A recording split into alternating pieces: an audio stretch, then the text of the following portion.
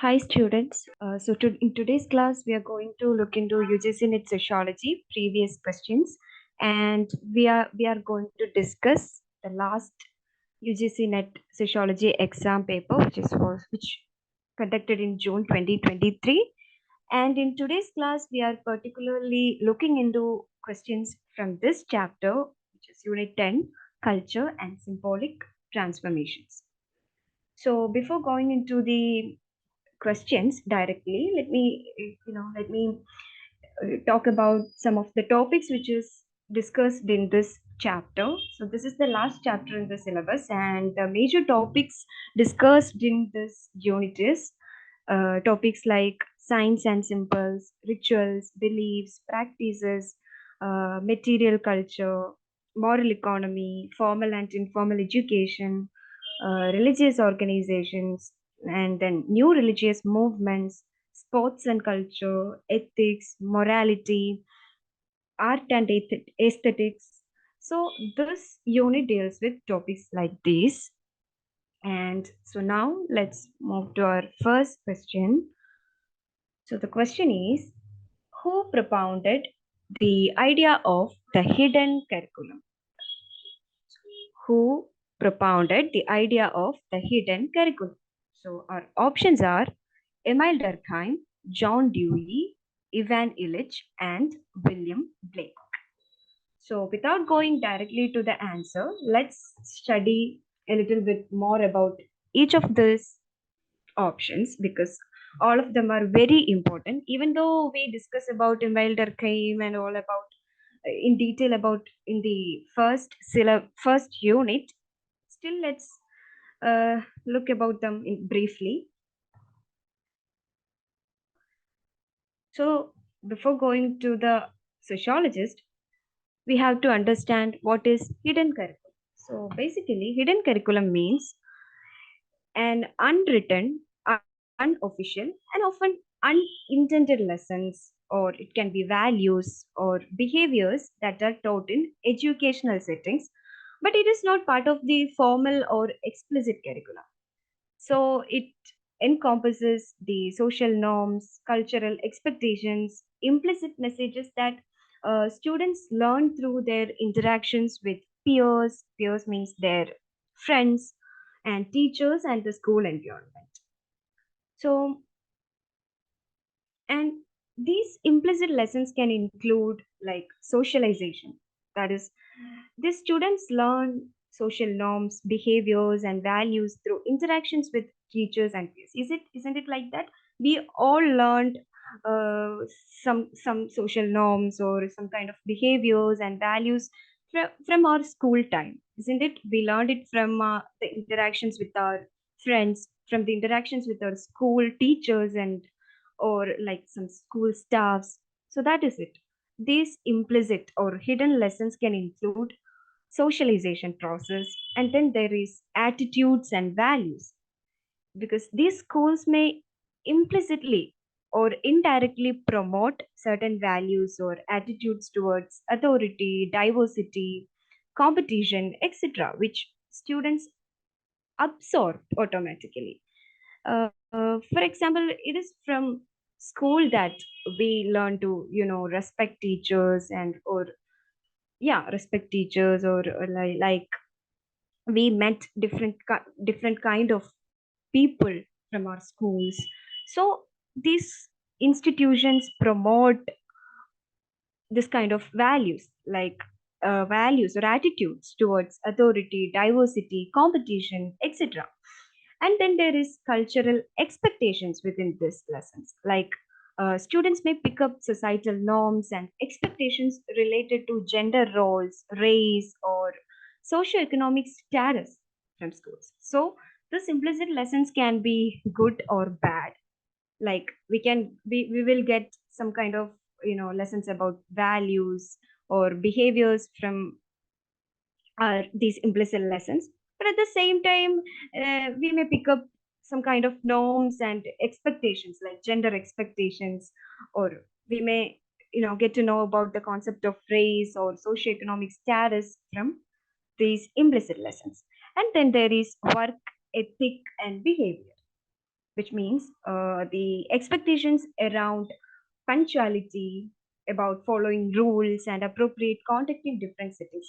We all learn these things from these implicit lessons, but it is not, taught us directly. It was not there in our textbooks, but we learned it indirectly from each of the situations we went through in the school. Sorry. So these hidden curriculum, it can significantly influence students beliefs, attitudes and behaviors, and it can sometimes reinforce certain kind of societal norms, or it can perpetuate biases unintentionally.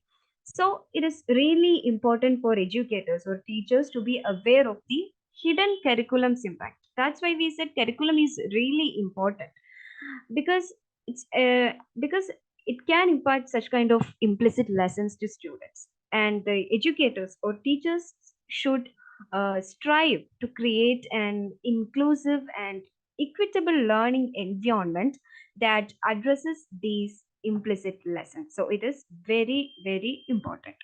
So that is hidden curriculum is. Hope you understood what is hidden curriculum. Now let's move to our first options, which is Emile Durkheim. So Emile Durkheim was a prominent French sociologist, and he is often regarded as one of the founding figures of sociology. And he lived from 1858 to 1917 and made significant contributions to the field of sociology, uh, particularly in the study of social structures, institutions, and role of society in shaping individual behavior. So these were his key areas. You have to remember that social structures, institutions, and the role of society in shaping individual behavior. And these are some of the key aspects of Durkheim's work. So it include social solidarity, which means Durkheim was interested in understanding the forces that hold societies together. And he introduced the concepts of mechanical solidarity and organic solidarity. So, mechanical solidarity means this kind of solidarity is found in traditional or small scale societies where individuals are united by shared values and similarities. So, if we consider a small scale society, there people are some kind similar and they share values together. So in such kind of places we can see mechanical solidarity, and then there is organic solidarity. It is a major characteristics of modern complex societies where the interdependence is based on specialization and cooperation. We can take today's cities as an example. There are people who do different kind of jobs. There is diversity in cities, but still they depend each other. If a doctor can't live by himself, he need to, you know, he need the help of farmers, he need the help of teachers, engineers. So that's how organic solidarity works. So that is what Durkheim uh, found about social solidarity, and he divided it into mechanical solidarity and organic solidarity. So this is really important, and this is some of the key topics we always discuss in sociology. You have to remember this. And the second one is functionalism. So as you know, he is considered as one of the pioneers of functionalist theory in sociology.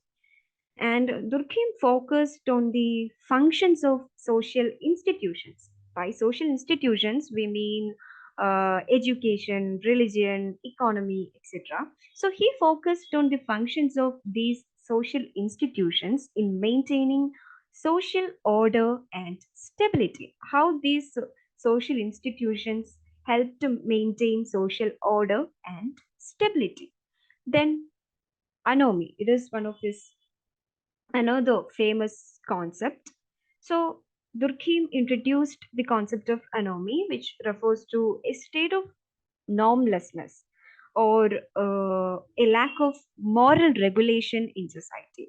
And he linked high levels of anomy to social instability, which means if there is normlessness or less norm in society, there can be chances of like social instability. People would do whatever they like to do without even thinking about their other people or society.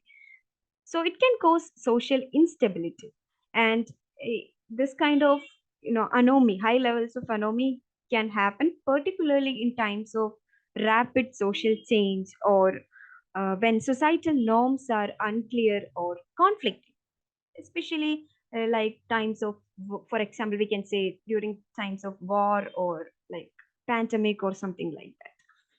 Then another important topic is suicide study. It is one of his most famous works is Suicide, which got published in 1897.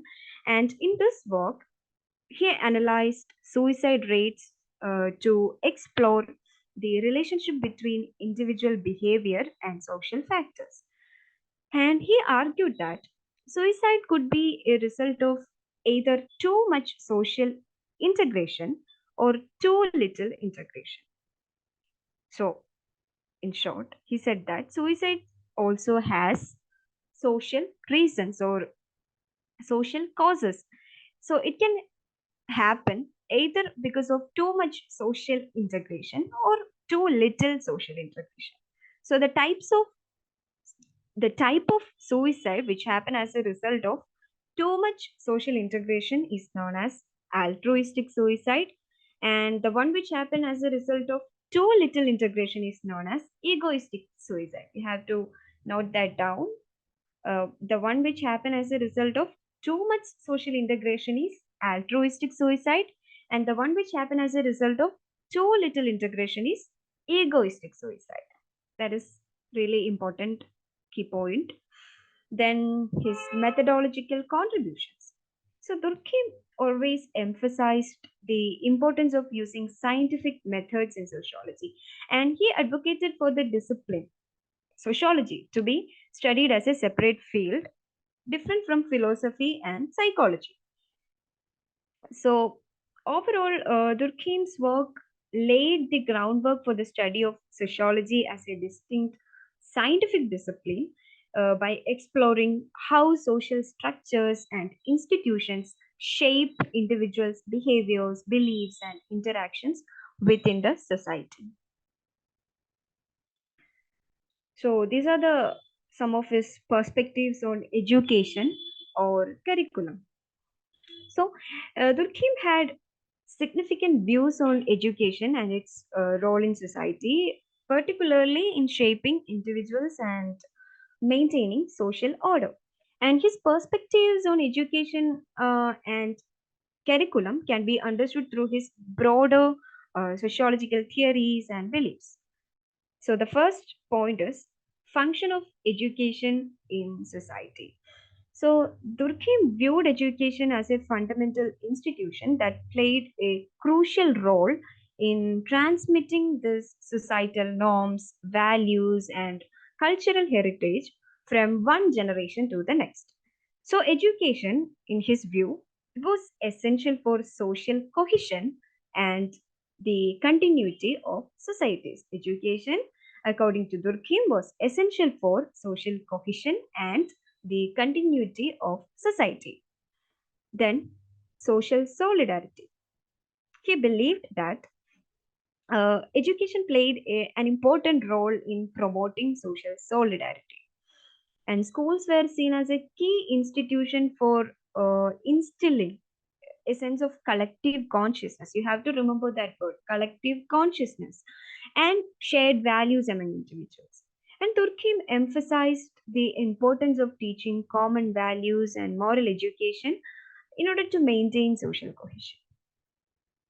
Then he argued that the curriculum should not only focus on academic subjects, but it should also focus on teaching moral values and civic virtues. So he opinionated that curriculum is not at all, it's not only about academic aspects, but it should also include moral values and civic virtues. And he advocated for a curriculum that emphasized the importance of social integration, and like teaching students about the values, norms, and duties uh, required for active participation in society. And he also stressed the significance of moral education within the curriculum. And he believed that schools should teach morality and ethics by emphasizing the importance of social cooperation, solidarity, and the common good. And for him, this was crucial for the well being of both individuals and society. And, uh, and also, according to Durkheim, education served as a primary agent of socialization. It not only transmitted knowledge, but it also transmitted the discipline necessary for individuals to function effectively within the society. And schools were seen as places where individuals learned to follow rules, respect authority, and the internalized societal norms. So Durkheim uh, has seen schools as a primary agent of socialization also.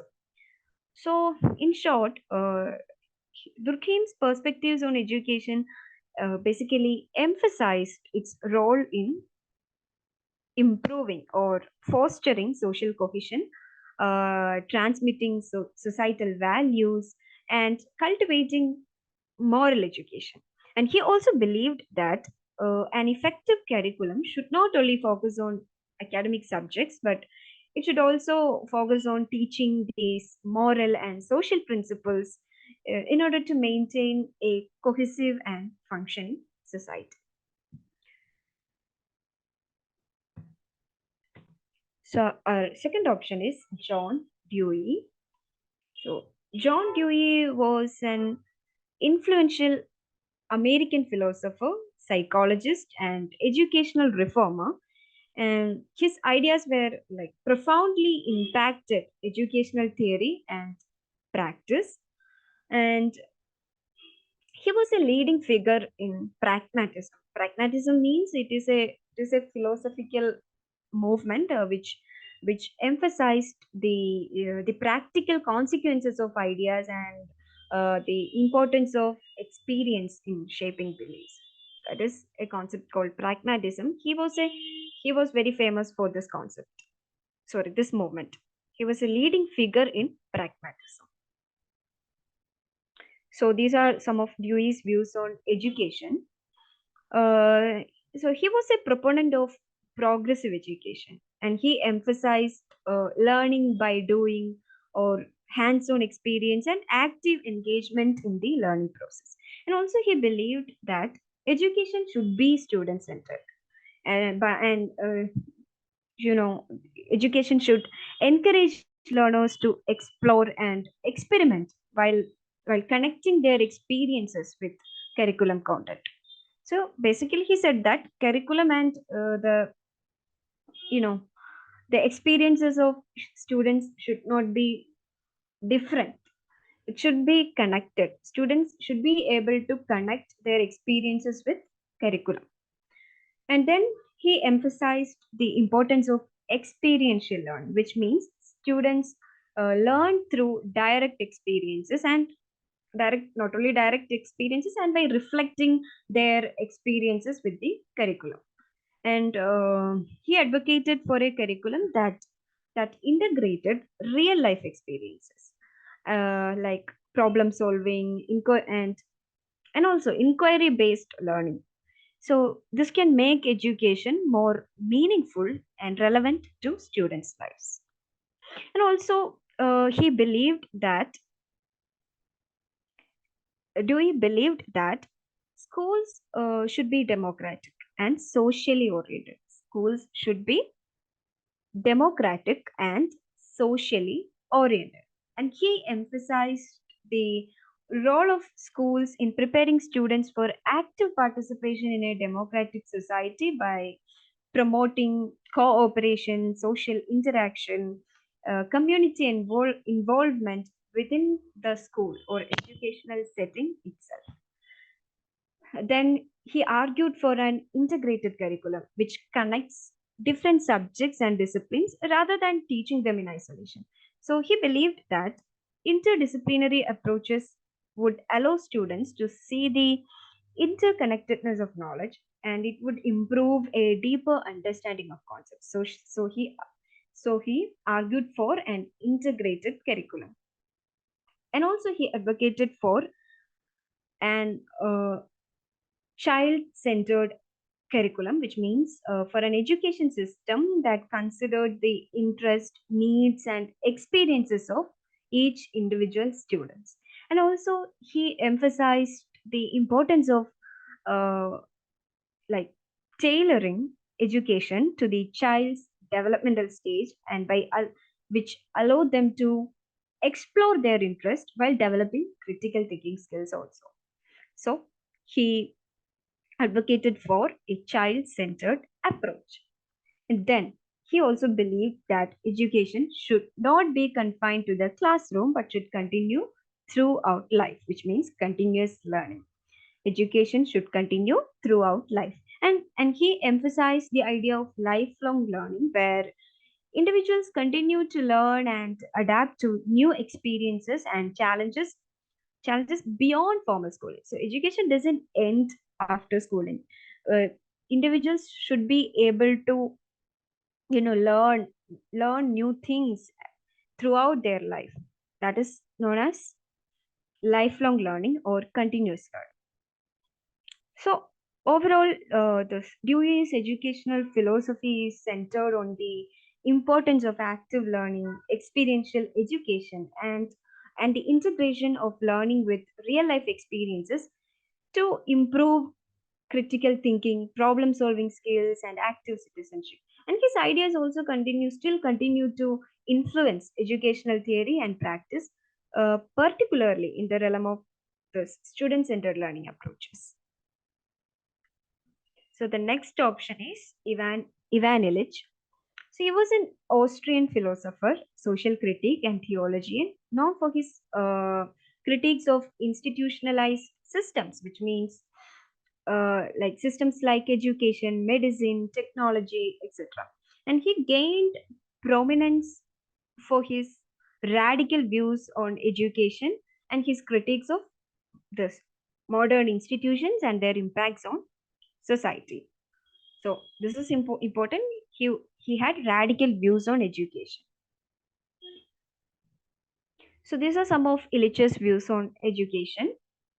He also his one of his most famous work is Deschooling Society, which was published in 1971, and this book challenged the conventional concept of education, and it advocated for the dismantling of the institutionalized education system. And through this book, Illich argued that compulsory schooling restricted individual freedom, and it would perpetuate inequality by standardizing this learning process and limiting self directed or self oriented education. So that is it. You have to remember the name of the book, Deschooling Society. Then he also proposed the idea of learning webs. So, learning webs is an alternative to the concept of traditional schooling. So, he proposed this as an alternative to traditional schooling.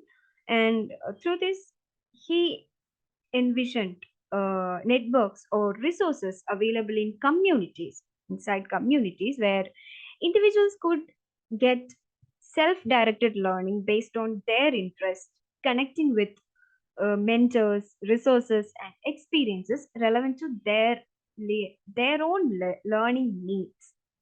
So that is kind of a, an individual oriented learning system. That is, we can describe learning webs like that.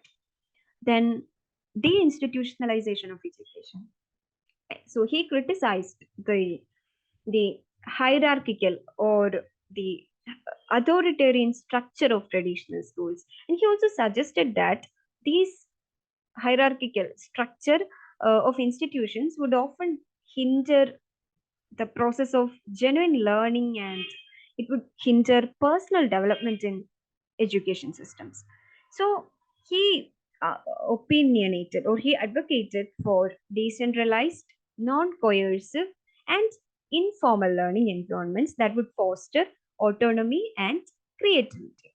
So simply, he was against the traditional kind of schooling systems, which would, because it was highly hierarchical or authoritarian, and it would not be good for the personal development of students. So he advocated for a decentralized and informal kind of learning environment that would foster autonomy and creativity.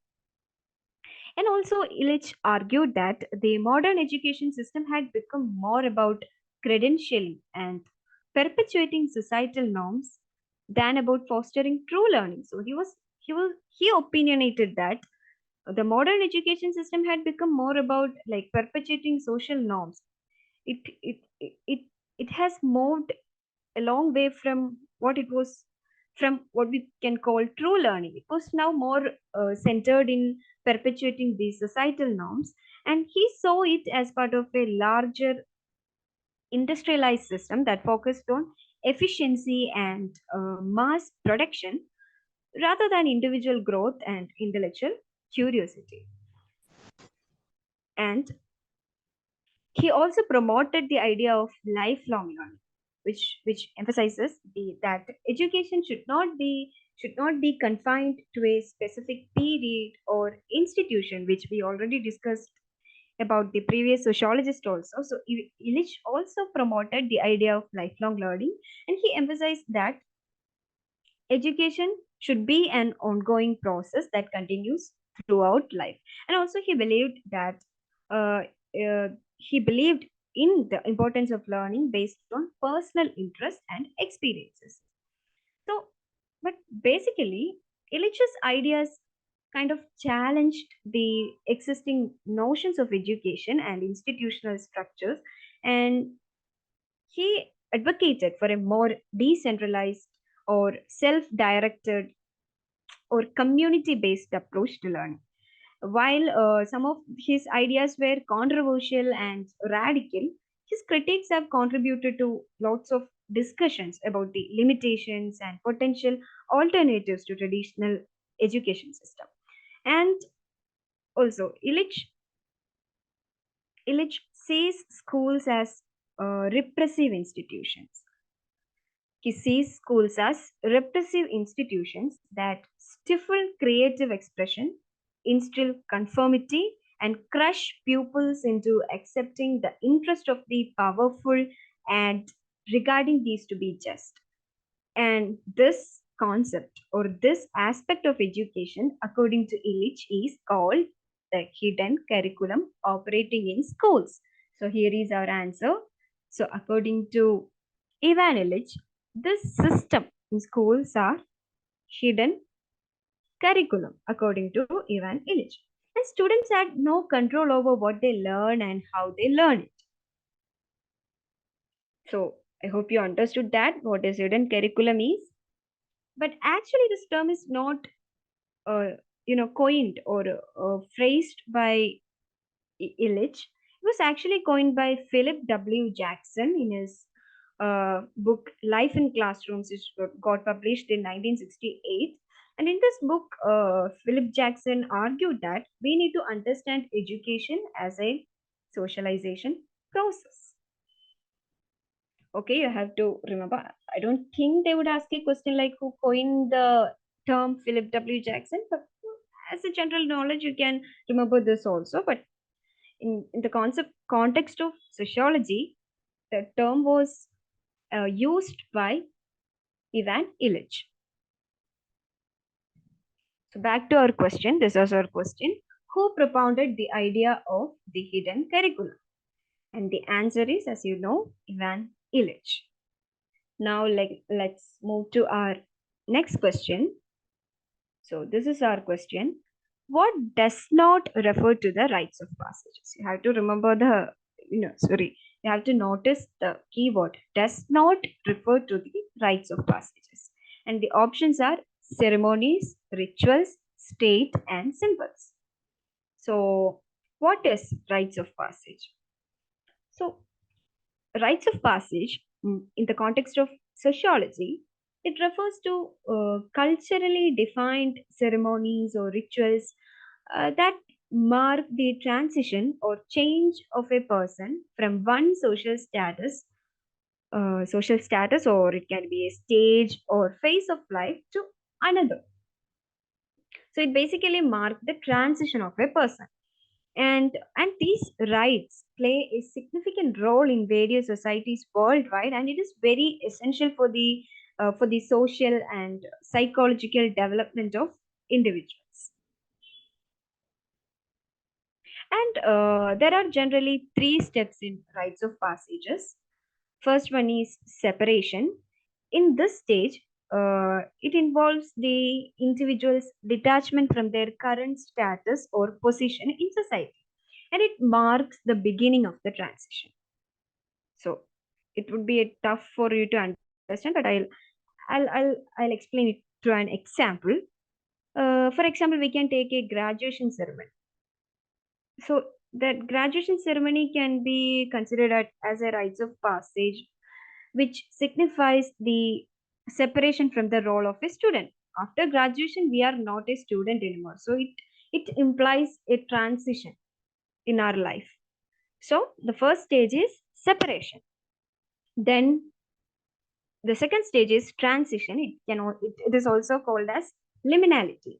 So this is the intermediate or liminal stage during which uh, the individual is not fully a part of the previous status or the new one. So this is a stage in which the individual undergoes transformation. So he or she does not belong to the previous stage or doesn't reach the next stage. So it is a intermediate stage, and they are in a state of transition. And the peculiarities of this stage is that in this stage that there would be some kind of rituals, or there would be some kind of teachings or tests that prepare the individual for the new role. And uh, and also this phase can be kind of challenging as we are getting ready for a new role, and it may involve specific rituals or trials meant to transform the individual's identity or their perception. And the final stage is incorporation or reintegration. So as the name suggests, this is the final stage in which the individual is reintegrated into society, but with their new status or role. For example, we can take the example of a wedding ceremony. So it it signifies the incorporation of like two individuals into a married couple. They are not from now then on, like after a marriage ceremony, they are considered as a married couple. So that is an example of the last stage, incorporation or reintegration. So these are the three steps of three not steps actually, three stages in rites of passage: separation, transition, and incorporation or reintegration. And also, these rites of passage serve some functions within a society, like socialization, identity formation, transition management, community cohesion. Like they teach and reinforce cultural norms, values, and traditions to the individuals. And these rituals will also help individuals to develop a sense of identity and belonging within their own community. And these rituals also facilitate and guide the individuals through like significant life changes. It would reduce their anxiety and uncertainty associated with their transitions. And also, these rites of passage often involve the community, so it would strengthen the community bonds and solidarity among the members. So the examples of rites of passage include birth ceremonies, coming of age rituals, marriage ceremonies, funerals, retirement celebrations, etc. And these rituals like vary significantly across cultures. Like it is not similar all around the world. It can vary according to the culture or religion, or it can change by changing societies. But these all share the common goal, of guiding individuals through key life transitions. So basically, this kind of rite of passage basically means or intends to guide individuals through key life transitions. So I think, I hope you are easy to understand this rite of passage through these examples. I think by after seeing these examples, I hope you're clear about this concept. So our first option is ceremonies. So a ceremony is a, so in the concept, in the context of sociology we are talking. So in the context of sociology, a ceremony refers to a formal event or ritual which follows a set of established procedures, actions, or behaviors, and it would be within a specific cultural or social context. So these ceremonies have significant social importance as they they often mark important transitions, events, or milestones within a society or a community. So basically, these ceremonies are related to some kind of transitions or events or milestones, and these ceremonies can take like various forms, and it can serve different purposes, like it can be a rite of passage. Like rites of passage means ceremonies we have already discussed in the previous slide, but I'll explain it once again. So rites of passage is kind of a ceremony which mark significant life transitions such as birth, puberty, marriage, death, etc. And these rituals would often symbolize a change in social status or role within a community. And then there is religious ceremonies, and these are events that have religious significance and are mostly conducted as part of a religious practices. And these ceremonies can include worship services, sacraments, or other kind of rituals specific to a particular faith. So it can vary according to the religion. Then there are cultural celebrations. So these are ceremonies that would celebrate cultural heritage, traditions, or like historical events. And it can include like examples like festivals, holidays, parades, communal gatherings, etc. And then there is commencement or graduation ceremonies, which mark the like completion of a particular education level, such as high school or college graduation. I think I don't have to explain what is graduation ceremony. And these commencement or graduation ceremonies actually or often involve like specific rituals, or there would be there would be a speeches or awarding of diplomas or degrees. And then corporate or organizational ceremonies. These are events held within a workplace or organization, what to say, to recognize achievements or to celebrate milestones, or to commemorate like significant events related to the organization. So these ceremonies in sociology are very much important because they help to reinforce social norms, values, and identities within a society or within a community. And they also contribute to social cohesion. Of course, people are coming together, then of course it would improve social cohesion. It would provide a sense of belonging, and often it would unify people by sharing common experiences, traditions, etc. And also, they play a role in like socializing individuals into norms and values of a particular society or culture. So ceremonies are very much important in society. The next option is ritual. So, in the context of sociology, a ritual refers to a formalized, repetitive behavior. You have to, you have to, notice this keyword, repetitive behavior. or it can be a symbolic activity which have some kind of cultural, social, or religious significance within a society or a particular group. And rituals can be, called as a structured action. It have some kind of structure, or it can be called as a ceremony that follows a set pattern. And it often involve gestures, words, or they can be objects, etc. And these rituals have have some important functions in the society, like social cohesion. As you know, like I have explained about ceremony. Rituals also strengthen the bonds among individuals within a community or group. And as people participate in these ritual, it would foster a sense of belonging and unity. It also passed down cultural beliefs, values, and traditions from one generation to another.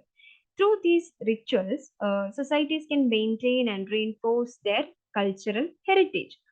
And these rituals also often accompany important life transitions such as birth, puberty, marriage, and death. We know that in our Indian culture, or we can take any culture as example. There are certain type of rituals we do during these kind of special occasions. So, like baptism, which is an example of a ritual.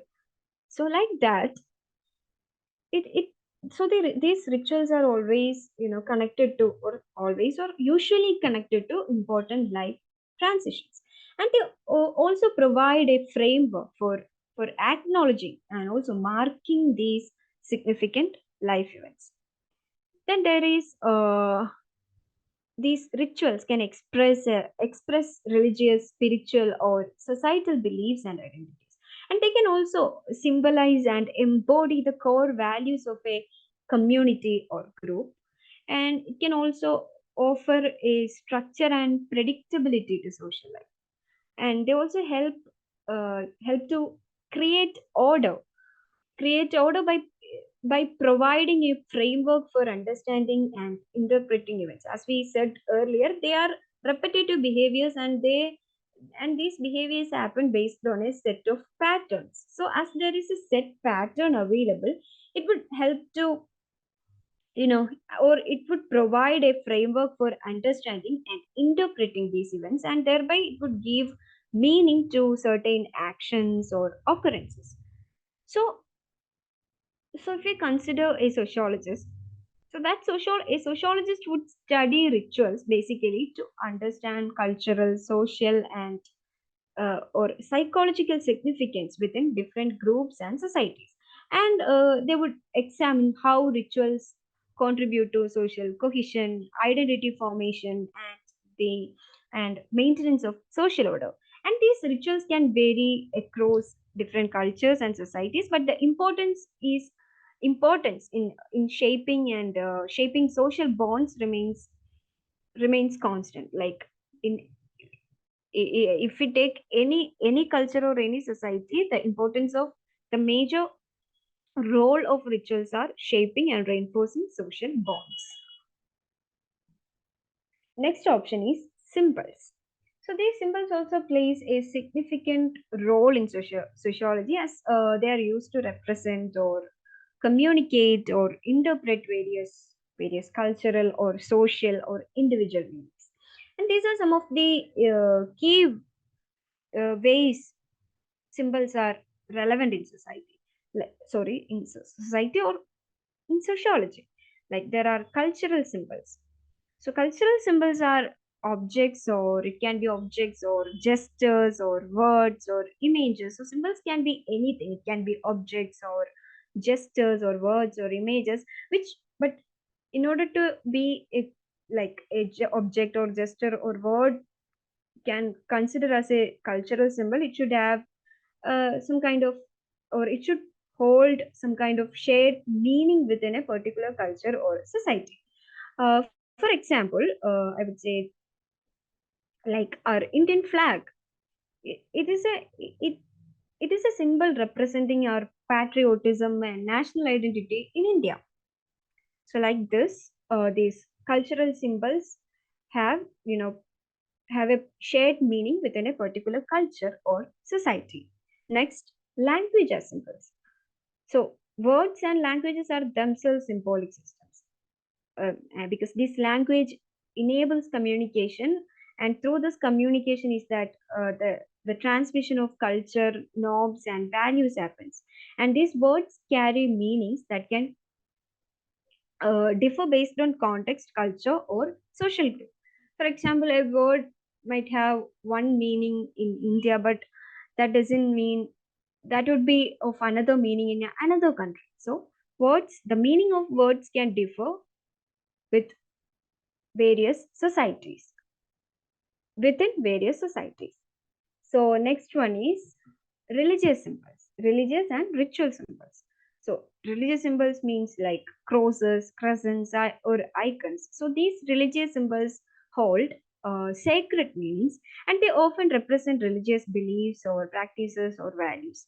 And then rituals, ceremonies, and symbols within this religions help to maintain social cohesion and identity among the followers. So the basic purpose of these symbols is that it would help to create a social cohesion within the followers of that particular region, and it would act as an identity of the followers of that religion.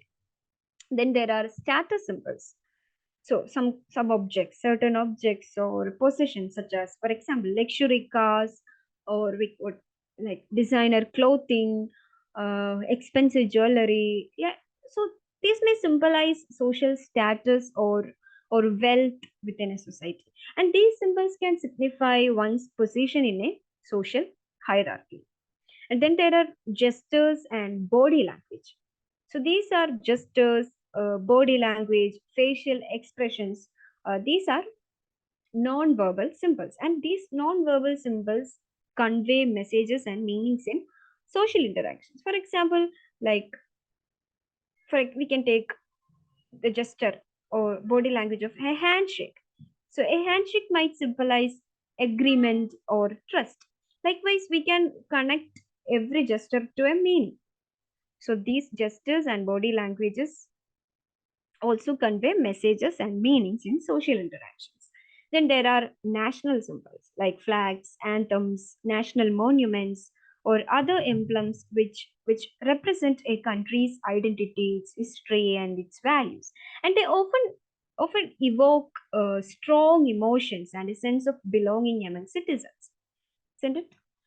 So then there are group identity symbols like clothing, hairstyles, tattoos, or some kind of other visible marks. It can symbolize membership in a particular social group, such as a subculture or ethnicity or community, which would help individuals to express and identify with shared values and norms. You might have seen people belonging to uh, some ancient tribes, or like tribal groups who have tattoos or some kind of marking. So like that, these uh, these group identity symbols would help individuals to express and identify with shared values and norms. Then there is gender symbols. So these are symbols associated with gender, such as like can be colors or clothing styles, or it can be specific behaviors, which would reflect societal expectations and norms related to masculinity, femininity, or anything. So there are gender symbols also. Then there are symbols of resistance or protest, like slogans, flags, or gestures, which can be used in social movements or protest, in order to communicate ideas, express dissent, or to rally support for a cause. And then there are media and popular culture symbols, which means like symbols portrayed in a movie or a symbols portrayed in literature, music, or any other forms of media, and this can influence societal beliefs, perceptions, and norms, and it can help to shape cultural meanings and values. So, in sociology, these symbols are studied within the context of symbolic interactionism. You have to remember this term. You might have seen this term in different places all over sociology. So, this is a very important term, symbolic interactionism. And in sociology, we study symbols in the context of this symbolic interactionism. This is basically a theoretical perspective which focuses on how individuals create and how individuals interpret symbols during social interactions, and how this interpretation would shape their perception of reality, and how would they how it would construct meaning in society. So that is what symbolic interactionism is. It is a theoretical perspective which focuses on how individuals create and interpret symbols during social interactions. And by understanding these symbols, it would help sociologists to analyze cultural dynamics or analyze social interactions, and it would help in the construction of identity within various within various social contexts. So symbols are a very important factor in sociology or sociological analysis. So that's it. So we have already explained our three options. So the only one left is state, which have no relation to this rites of passages. So our answer is, of course, state. Option 3, state is our answer. It have no relation to rites of passage.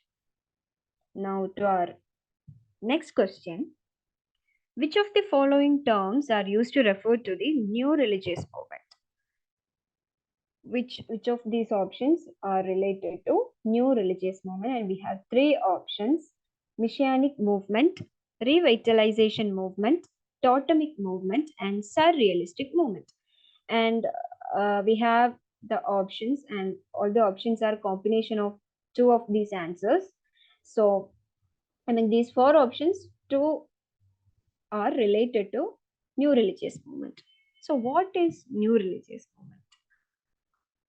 In new religious movement, so the short form is of new religious movement is also known as NRM, as it is a big word or big name. It is NRM, new religious movement. It is also like commonly referred to as sometimes it is referred to as cult or alternative religious movement. It is a term used to describe a religious or spiritual group that has recently emerged or gained prominence. So that is the actual explanation or description of new religious movement. It is a term used to describe a religious or spiritual group that has recently emerged or gained prominence. And these new religious movements often possess beliefs, rituals, or practices that are different from the already existing or established mainstream religions. And these new religious movements may also exhibit some kind of unique uh, organizational structures or charismatic leadership. So, this charismatic leadership is a very important aspect of these new religious movements. So, they are quite different from the already established mainstream religions. And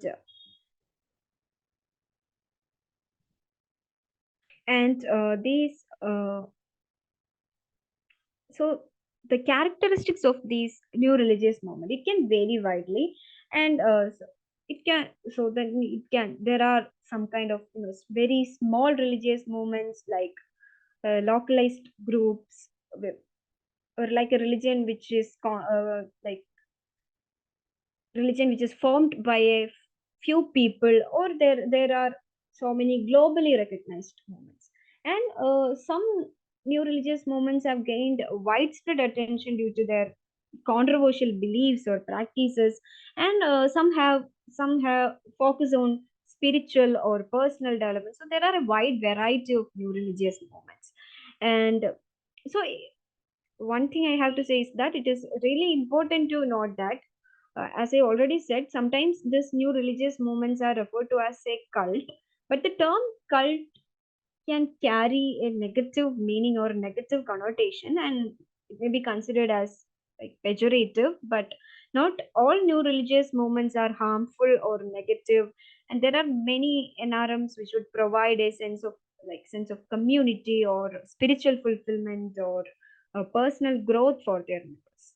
So, and so these new religious movements usually, they draw interest from scholars or sociologists and religious studies experts due to their novel beliefs, which means their new beliefs. They are considered important because, or they are studied widely mainly because of their new beliefs which they follow, or because of their organizational structures and their influence on society and individuals.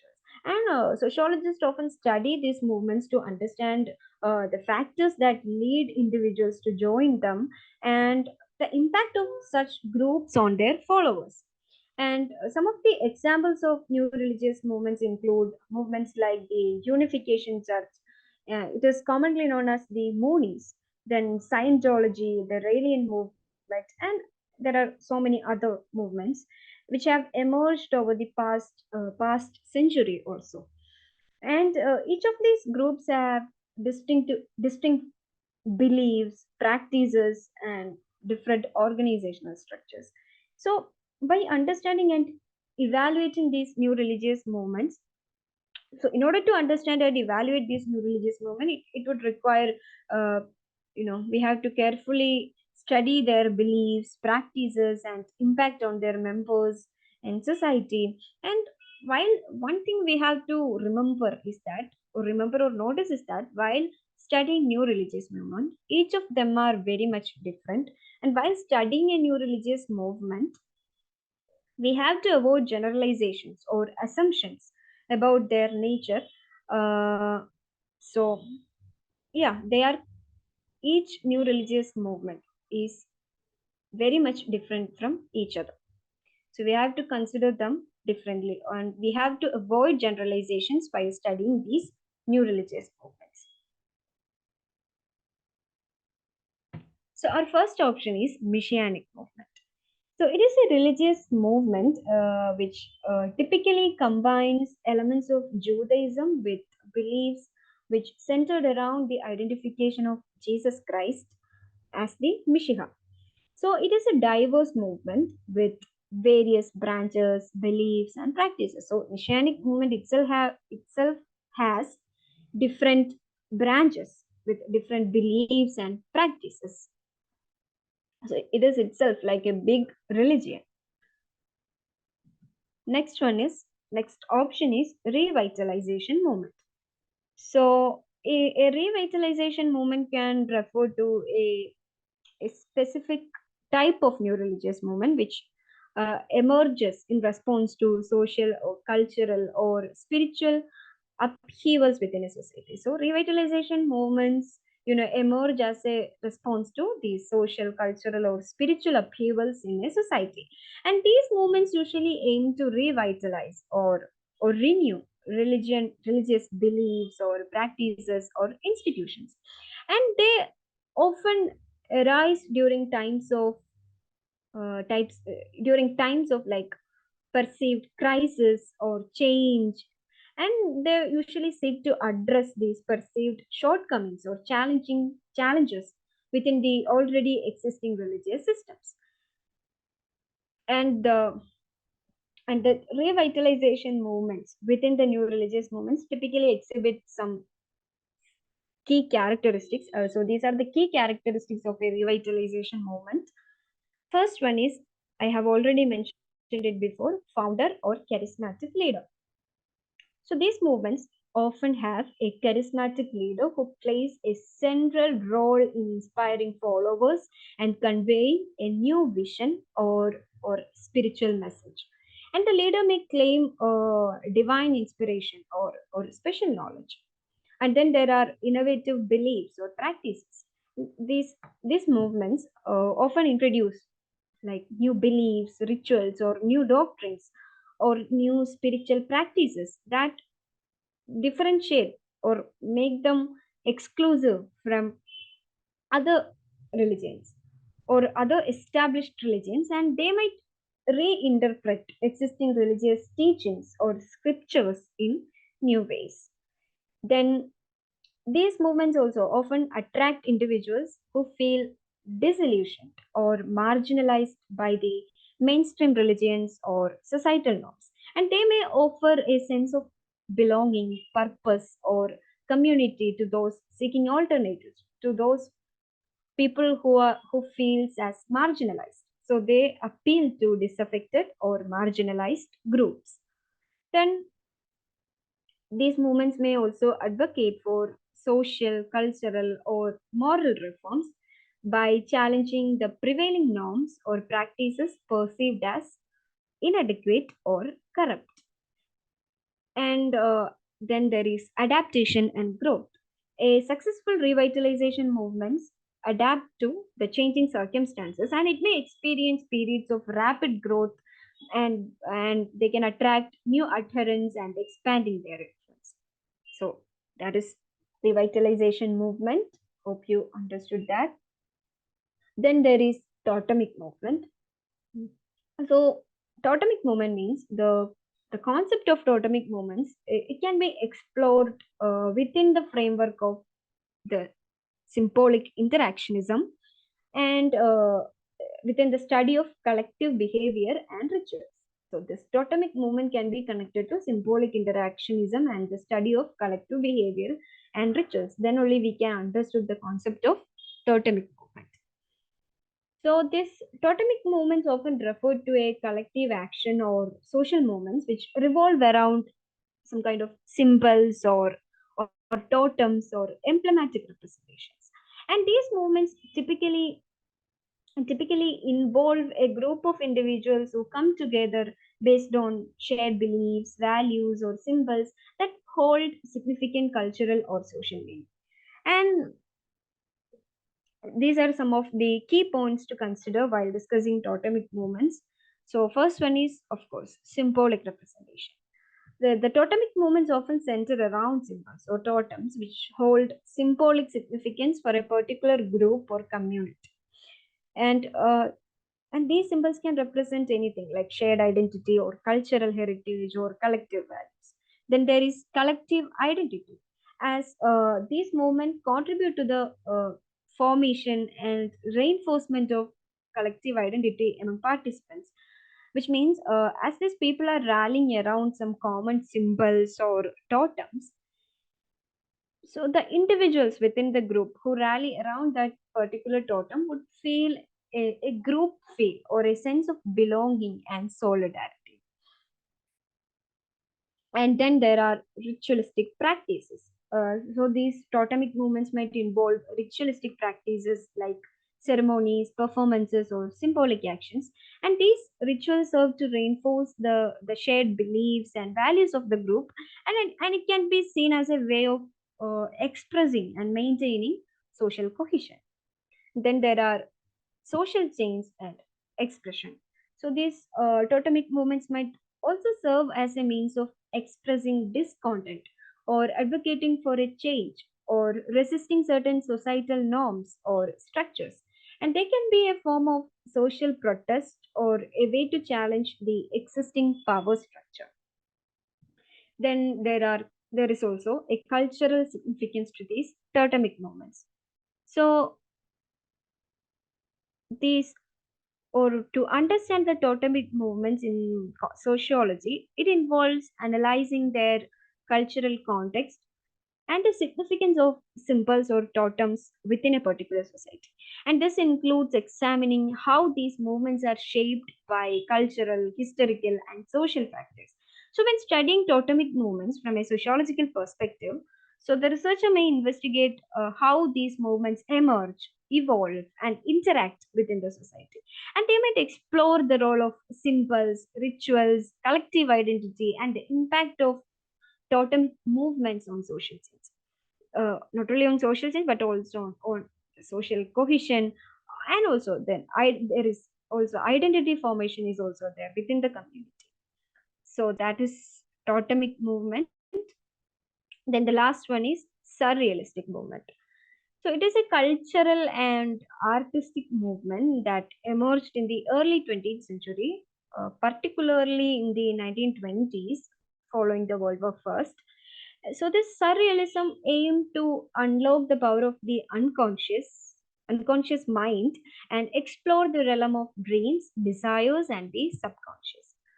So the movement was heavily influenced by the psychoanalytic theories of Sigmund Freud, especially his concept of the unconscious mind and dream analysis. And these surrealist artists and writers, they sort of break free from the rational thought and from the societal norms, uh, by tapping into the unconscious to create works that were bizarre or dream-like creations, and often shocking. So that is surrealistic movement. So back to our question, which of the following terms are used to refer to the new religious movement? So from our options, we can relate messianic movement and revitalization movement to the new religious movement. Totemic movement is not a new religious movement. It is kind of, as you know, totem.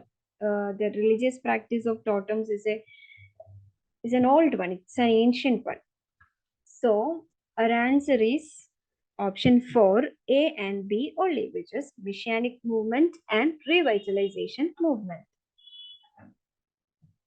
So our next question, which of the following sociologists are known for emphasizing the relation of morality and education? Emphasizing the relation of morality and education. And the options are John Dewey, Emile Durkheim, Max Weber, and Talcott Parsons. So this answer is also a combination of two of these options. So our first option is John Dewey. About him, we have already discussed about him in the previous questions, so I'm not going into details again. But yeah, John Dewey, he was an American philosopher, psychologist, and educational reformer. And as I said earlier, he believed that education was essential for the development of moral character and ethical behavior in individuals. And his ideas on morality and education were deeply interconnected, and it emphasized the importance of experiential learning and democratic values. So we already got our one option, which is John Dewey. He emphasized about the development of moral character and ethical behavior, and he connected education with moral character. So our one option is John Dewey. The next option is Emile Durkheim. So he's also a prominent French sociologist, and he made significant contributions to the fields of sociology, anthropology, and education. And his views on morality and education are closely connected, because he believed that education plays a crucial role in shaping individual moral development and maintaining social cohesion. Durkheim argued that morality is not simply a set of individual beliefs or actions, but it is deeply rooted. Morality is deeply rooted in social structures and shared values within a society. And he emphasized the importance of social integration and solidarity in maintaining a stable and functioning society. Moral values, and according to Durkheim, these moral values are collective representations that would bind individuals together, and it would create a sense of belonging. And he viewed education as a primary institution which is responsible for transmitting these societal values, norms, and morals to younger generations. And schools, in Durkheim's view, served as a crucial mechanism for instilling a collective and science and fostering a sense of social solidarity among individuals. And through education, children learn not only academic knowledge but also about they learn about the moral values which are necessary for functioning in a society. So here,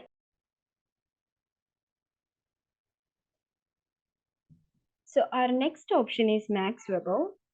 So Max Weber was a prominent German sociologist, philosopher, and political economist, and he is famous for his contributions to the understanding of society, economics, and politics.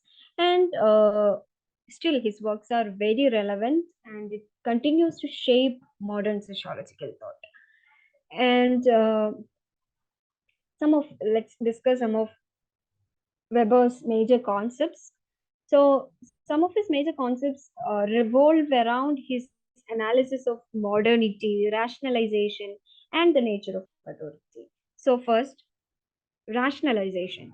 So, rationalization means so Weber observed the transformation of society through rationalization, where the traditional and emotional values were being replaced by rational and bureaucratic systems. So he observed that traditional and emotional values were being replaced by national and bureaucratic systems. So I know Max Weber, Emil Durkheim are so all these sociologists we learn in detail in our first unit theories, but as it is given in the options, I'm just giving a uh, brief explanation. I'll make it fast. So so his concept of rational, we were talking about his concept of rationalization, and he highlighted that how this bureaucracy with its emphasis on rules, hierarchy, and efficiency, was becoming a dominant organizational form in modern society. So how these traditional and emotional values are replaced by this bureaucracy, and how it is becoming a dominant organizational form in modern societies. That is his concept of rationalization. Then Verstehen, it is one of his most important concepts. So Verstehen basically means understanding. And he advocated for the use of Verstehen or empathetic understanding to comprehend social behavior. So he used Verstehen to comprehend social behavior. And Weber believed that to understand the social actions, one needed to grasp the subjective meanings and motivations behind them. So one need to understand the subjective meaning and what are the motivations behind a social action in order to understand the social action. So that is Verstehen. Verstehen means empathetic understanding. We have to we have to think about if, for example, if we have to understand or find out why a person did that, why a person did a particular action, we have to think in his way. Like we have to, you know, like as we say, in order to do this empathetic understanding, we have to be in others' shoes. Like we have to think what, in his way, how would he think? So, Verstehen simply means empathetic understanding, which means we have to think like, or we have to understand the subjective meanings and motivations behind the actions in order to understand an action completely. Then Weber also explained types of authority. So he identified three types of legitimate authority: traditional, charismatic, and legal rational. So traditional authority is based on long-standing customs. Then charismatic authority relies on the charisma of an individual. And then legal rational authority, it stems from the rule of law and formal procedures. I'm not going deep into these concepts and all. Then there is the Protestant ethic and the spirit of capitalism.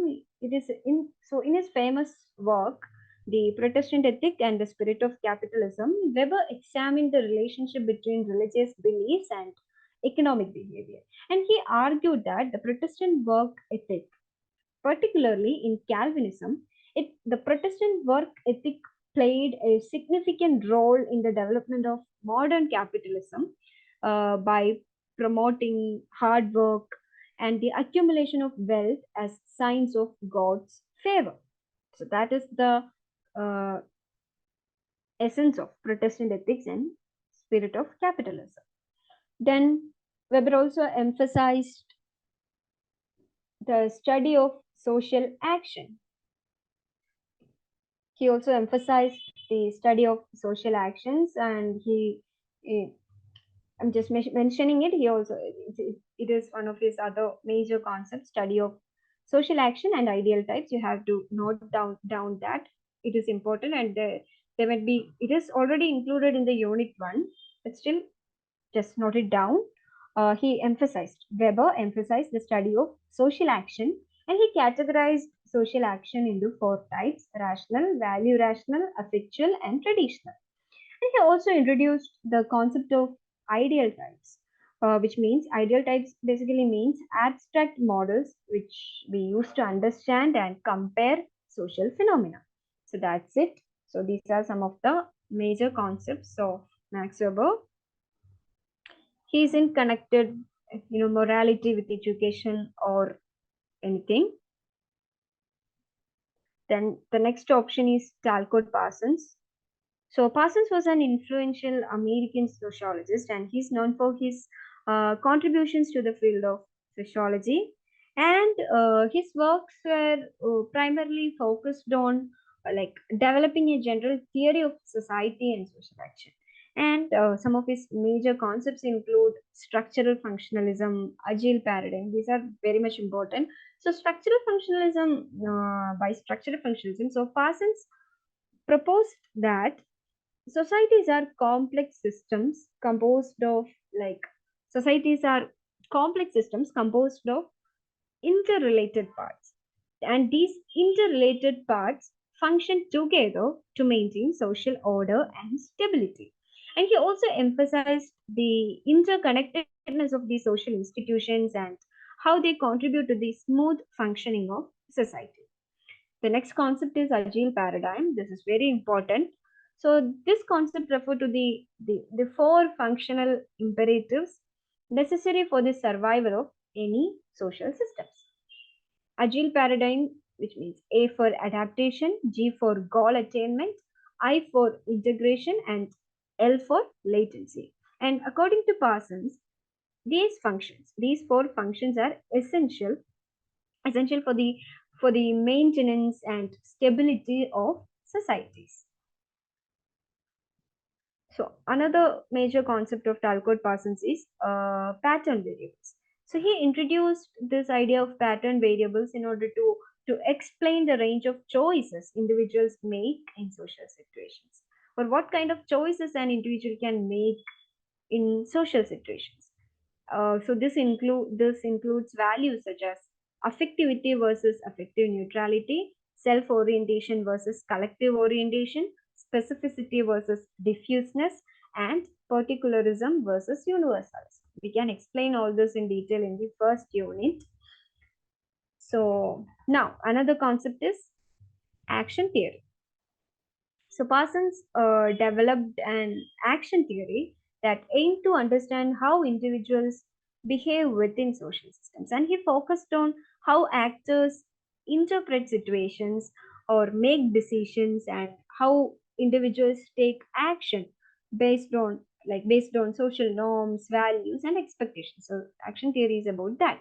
How individuals interpret situations, make decisions, and take actions based on social norms, values, and expectations. Then there is the concept of social system. So, so sorry. So Parsons conceptualized society as a complex and dynamic social system. Dynamic means it is not constant; it would change.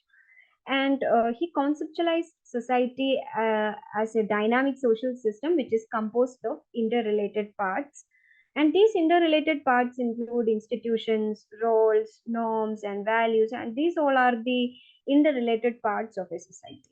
And he also highlighted the significance of social order and stability for the functioning of this society. And then sick role. This is another important concept introduced by Talcott Parsons.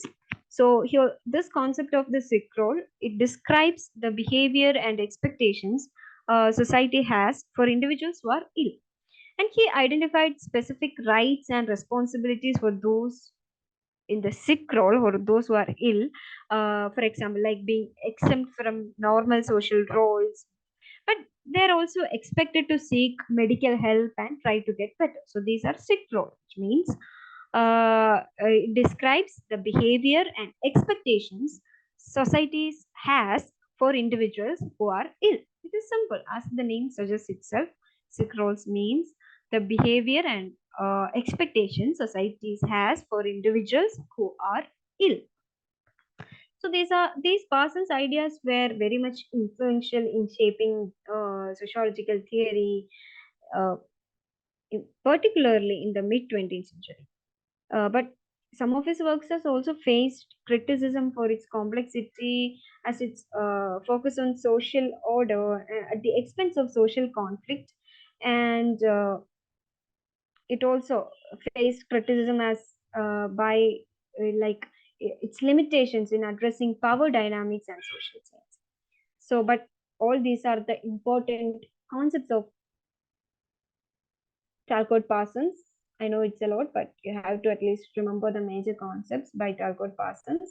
You can learn it in detail in the first unit. So back to our question. Our question was this: which of the following sociologists are known for emphasizing the relation of morality and education?